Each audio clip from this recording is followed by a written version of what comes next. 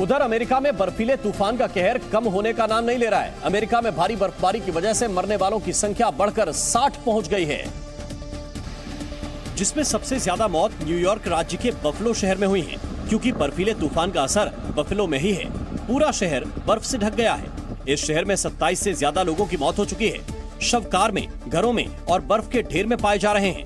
कुछ लोगों की मौत तब हुई जब वो बर्फ हटाने के लिए घर से बाहर निकले, लेकिन बर्फीली हवाओं के थपेड़ों और -12 डिग्री तापमान की वजह से उन्हें हार्ट अटैक आ गया। People who passed away in cars and to retrieve people who passed away in homes. This has been a very difficult and dangerous storm. It's been described as a once in a generation storm. Buffalo में rescue workers को छोड़कर शहर के करीब सभी लोग घर के अंदर बंद हैं। बफलो के एक उपनगर टोनबांडा में इमारतों के पास पार्क की गई गाड़ियों के चारों ओर बर्फबारी करती हुई तेज हवाओं के झोंकों से पेड़ तक हिल रहे हैं। बफलो न्यूयॉर्क राज्य का दूसरा सबसे बड़ा शहर है। 45 सालों में पहली बार ये शहर ऐसी खतरनाक और भयानक बर्फबारी झेल रहा है। 50-50 इंच बर्फ की परत सड़कों पर जमी हुई है, जिसके बाद बचाव कर्मी फावड़े और कुदाल लेकर बर्फ को हटाने के काम में जुट गए। लेकिन शुक्रवार से हो रही बर्फबारी की वजह से बर्फ की परत इतनी मोटी और मजबूत हो चुकी है कि बर्फ काटने के लिए कटर मशीन का इस्तेमाल करना पड़ा। बफेलो में बर्फ इतनी ज्यादा गिर रही है कि कार तो कार, बस भी बर्फ में धंस गई है। अब जरा इस तस्वीर को देखिए। बर्फ गिर रही है, साथ में बर्फीली हवाओं की आवाज कैमरे में रिकॉर्ड हो रही है। आवाज को आप सुन सकते हैं और रफ्तार को महसूस कर सकते हैं। सड़क पर बर्फ की परत जमने की वजह से बफलो समेत पूरे न्यूयॉर्क में अभी भी ड्राइविंग पर बैन है। सिर्फ रेस्क्यू, इमरजेंसी वाहन और एम्बुलेंस को ही जाने की इजाजत है। लेकिन जहां एम्बुलेंस नहीं जा सकती, वहां हॉस्पिटल ट्रांसपोर्ट के लिए हाई लिफ्ट इक्विपमेंट का इस्तेमाल किया जा रहा है। इक्का दुक्का ग्रोसरी स्टोर भी सोमवार को खुल गए। ड्राइविंग पर पाबंदी की वजह से लोगों को सामान खरीदने के लिए बर्फ से भरी सड़कों पर पैदल 1.5 किलोमीटर से भी लंबा रास्ता तय करना पड़ रहा है। न्यूयॉर्क के हैम्बर्ग शहर की भी हालत अच्छी नहीं है। बर्फीले मौसम और तूफान ने वहाँ की जिंदगी ठप कर दी है। फोक्स लेक्शोर रेस्टोरेंट की ये तस्वीर देखिए। पूरा रेस्टोरेंट बर्फ की मोटी परत के अंदर ढक गया है। नुकीली बर्फ की परत रेस्टोरेंट की दीवारों से लटक रही है। I guess we won't know until it melts. It's pretty heavy. That's what I'm nervous about. भारी बर्फबारी की वजह से अमेरिका में हवाई सेवाएं पूरी तरह से चरमरा गई हैं। रनवे पर कई इंच बर्फ जमी हुई है। क्रू भी वक्त पर एयरपोर्ट नहीं पहुंच पा रहे। हजारों फ्लाइट्स या तो लेट हैं या फिर रद्द कर दी गई हैं, जिसकी वजह से हजारों लोग एयरपोर्ट पर फंस गए हैं। कैलिफोर्निया के सैन डिएगो इंटरनेशनल एयरपोर्ट पर यात्रियों को काफी परेशानी का सामना करना पड़ा। फ्लाइट्स रद्द हो जाने की वजह से यात्री फ्लाइट्स की री-बुकिंग कर रहे हैं या फिर वापस घर जा रहे हैं। सोमवार दोपहर 3 बजे तक 3400 से ज्यादा फ्लाइट्स कैंसिल हो चुकी थीं। साउथ वेस्ट एयरलाइन के मुताबिक 60% फ्लाइट्स को रद्द करना पड़ा। The biggest challenge that we faced was incredible delays to the point where we had to cancel flights due to snow, people getting to the airport, people leaving the airport. Flight aware data के मुताबिक Atlanta, Denver, Las Vegas, Seattle, Baltimore और Chicago सहित पूरे America में flight cancel हो रही हैं। America में बर्फबारी से ऐसी तबाही दशकों बाद आई है। बर्फबारी की वजह से पूरे अमेरिका में अब तक 60 लोगों की मौत हो चुकी है। पूरे अमेरिका में 60 लोगों की मौत हो चुकी है। न्यूयॉर्क राज्य के बफलो में सबसे ज्यादा 27 मौत हुई है। बफलो में सड़कों पर 4 से 8 फीट तक बर्फ जमी हुई है। न्यूयॉर्क सिटी में 3 फीट तक बर्फबारी हुई है। सोमवार तक पूरे अमेरिका में करीब 16,000 फ्लाइट्स रद्द की जा चुकी हैं।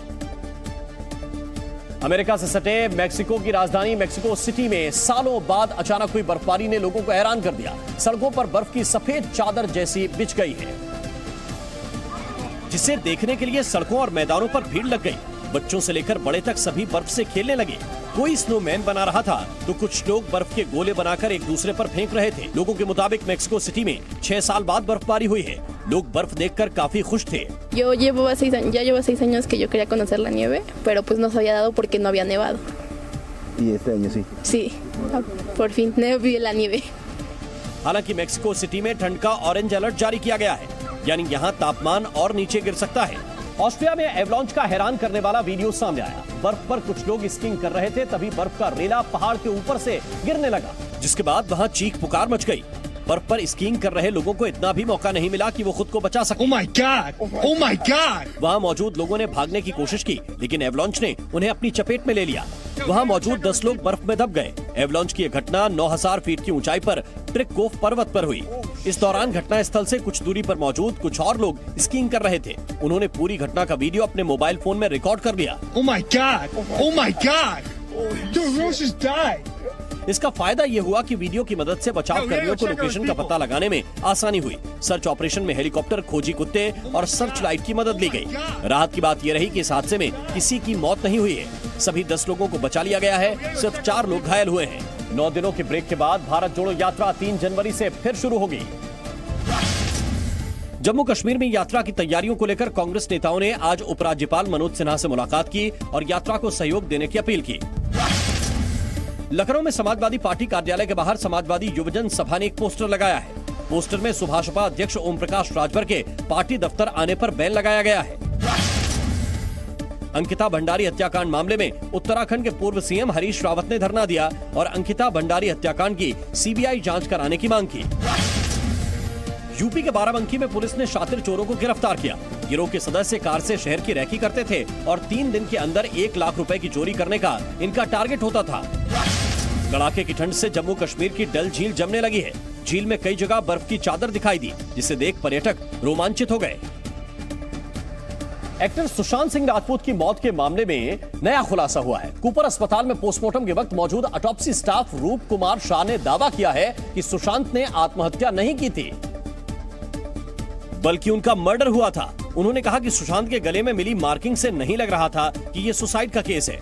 ये जो गले का मार्किंग जो रहता है, हैंगिंग यानी जो बोलते हैं सुसाइड के टाइम जो रैंक रहता है, वो सुसाइड के जैसा नहीं लग रहा था।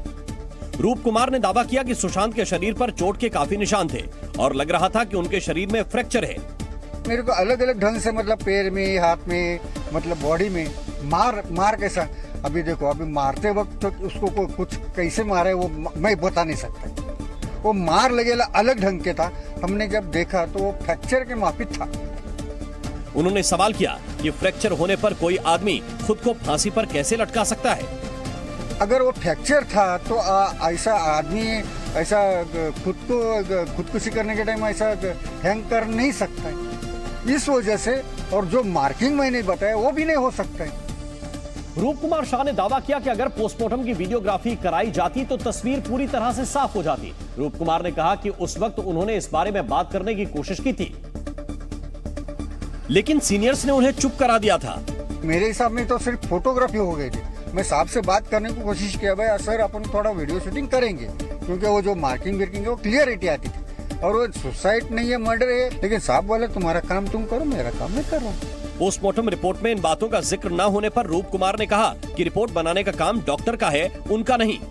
वर्क ये डॉक्टर का है, और क्या लिखने का क्या नहीं, हमको सिर्फ काम करने का। हम कटर है, यानी खोलने का, बॉडी दिखाने का। रूप कुमार का दावा है कि अगर सुशांत की बॉडी की तस्वीरें भी देखी जाएं, तो सब कुछ साफ हो जाएगा।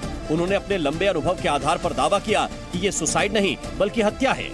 अभी भी मैं सब्जेक्ट पकड़ के चल रहा हूँ। फोटो देखने के बाद कोई भी बताएगा भैया सुसाइड नहीं है, मर्डर करने का कोशिश किया और मर्डर है।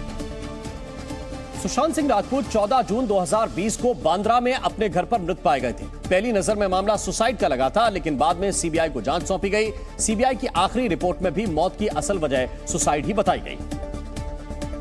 हालांकि नए खुलासे के बाद मॉर्चुरी अटेंडेंट रूप कुमार से पूछताछ की जा सकती है। रूप कुमार का दावा इसलिए चौंकाता है क्योंकि सुशांत की पोस्टमार्टम रिपोर्ट में फंदे से लटकने के दौरान दम घुटने को उनकी मौत की वजह बताया गया था। इसी बीच सुशांत की बहन श्वेता सिंह कीर्ति ने सीबीआई से इस मामले को गंभीरता से देखने की अपील की। उन्होंने ट्वीट किया कि अगर इस सबूत में जरा भी सच्चाई है तो हम सीबीआई से अनुरोध करते हैं कि वो इस मामले को गंभीरता से देखें। हमें हमेशा से भरोसा रहा है कि आप इस मामले की निष्पक्ष जांच करेंगे और सच बाहर लाएंगे। अभी तक इस केस में हमें क्लोजर नहीं मिला है और ये देखकर हमारे दिल में दर्द होता है। श्वेता ने एक और ट्वीट में पीएम मोदी और अमित शाह को टैग करते हुए रूप कुमार शाह की सुरक्षा सुनिश्चित करने की भी अपील की। यूपी नगर निकाय चुनाव को लेकर इलाहाबाद हाईकोर्ट की लखनऊ बेंच ने अहम फैसला सुनाया। हाईकोर्ट ने ओबीसी आरक्षण को रद्द कर दिया और बिना आरक्षण के चुनाव कराने का फैसला सुना दिया। कोर्ट ने कहा कि ओबीसी के लिए आरक्षित सभी सीटें जनरल मानी जाएंगी। हाईकोर्ट ने कहा कि अगर ओबीसी आरक्षण देना है तो आयोग बनाया जाए। अदालत ने कहा कि सरकार और निर्वाचन आयोग चाहे तो बिना ओबीसी आरक्षण के चुनाव करवा सकते हैं। हालांकि खबर है कि हाईकोर्ट के इस फैसले को योगी सरकार सुप्रीम कोर्ट में चुनौती दे सकती है।